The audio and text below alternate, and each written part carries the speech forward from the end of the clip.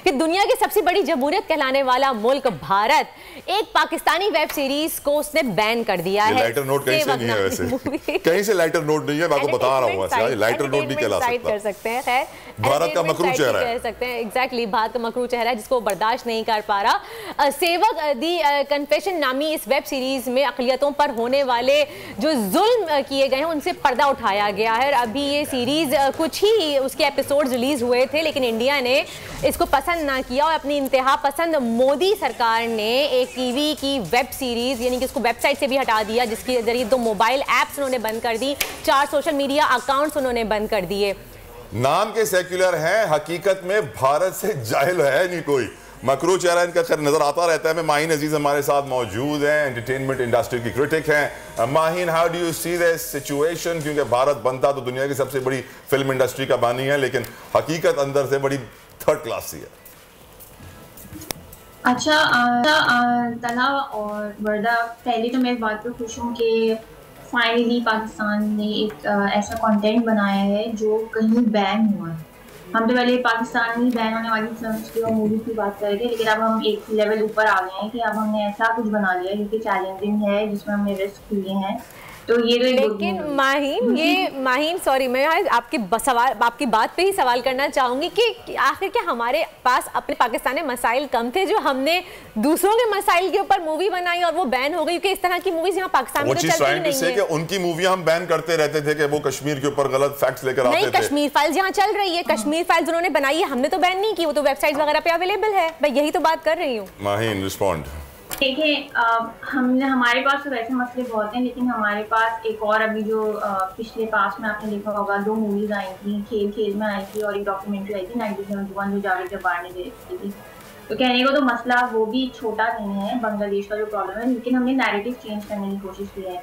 With Sevak we also try to change the narrative. और मेरे ख्याल से जितने लोग हिस्ट्री जो कि अभी तक हम जो इंडिया ने हमें फीड की है, हमने वही समझी है। तो इस सीरीज के थ्रू आई थिंक लोग जो हैं वो बेटर उनका विजन होगा। एक पाकिस्तान का भी पर्सपेक्टिव है, उन्होंने भी इसमें मुंबई अटैक्स और बाबरी मस्जिद और जितनी कंट्रोवर्सीज हैं उसके बारे में इसमें बात की है। अभी तक 3 सीरीज, इसकी 3 एपिसोड आ चुकी हैं एंड आई थिंक जैसे जैसे अनफोल्ड होती रहेगी तो बहुत इंटरेस्टिंग होती रहेगी। मुझे इस बात की बस खुशी है कि अंजुम शहजाद ने डायरेक्ट की है और आई थिंक साजी गुल ने लिखी है, तो they are the best in the industry अभी। तो कंटेंट बहुत डिफरेंट है, प्लॉट बहुत अच्छा है और हमारे यहाँ भी कुछ ऐसा होना चाहिए। ये नहीं बोलना चाहिए कि हमारे अपने मसले कम है जो हम दूसरों के मसले, ये हम वहाँ पॉलिटिकल उस पे लेवल पे जाके बोल सकते हैं, but as far as entertainment is concern I don't think सो।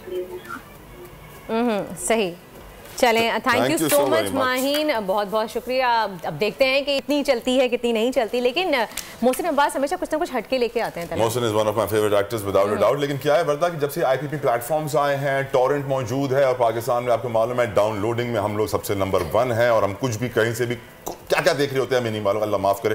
खैर,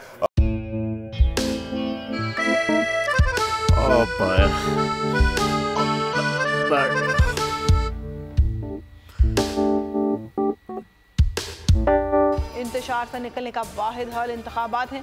हकीकी आज़ादी मार्च आज रवान। हाँ, आयत के मुताबिक अगर आप उसको ये रिपोर्ट दे दें तो मैं आपको अपनी 4 सीटें दे दूंगा। मौलाना खान साहब, वो जो रिपोर्ट हमें दे दे और वो जो नीली पीली चैनल है वो लगाए।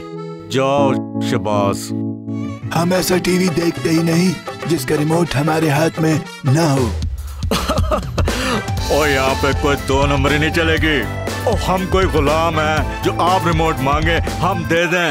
Absolutely not. यहाँ पे सिर्फ पाकिस्तान का नंबर 1 चैनल चलेगा, बोल, जो हकीकी सहाफत की जंग लड़ रहा है। पाकिस्तान के लिए कोई और नहीं, सिर्फ बोल खड़ा है। आप सब भी बोल देखें।